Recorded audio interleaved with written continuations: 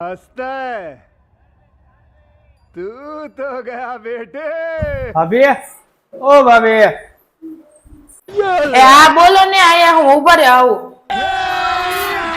अभी मजा आएगा ना भिड़ो આ બોલો ને શું કામ હતું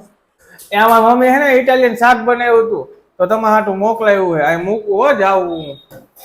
ખાઈ લેજો એ હા જાવ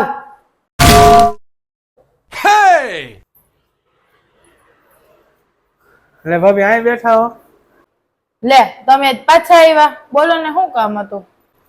કામમાં તો હે ને ભાભી એવું હતું ને મારી મમ્મીએ કીધું 1000 રૂપિયા દ્યો ને જોઈએ જો હે ને કાલ જી તપેલી જા મૂકી હતી ને ન્યાન પડી લઈને હાલ વેતો પડાલ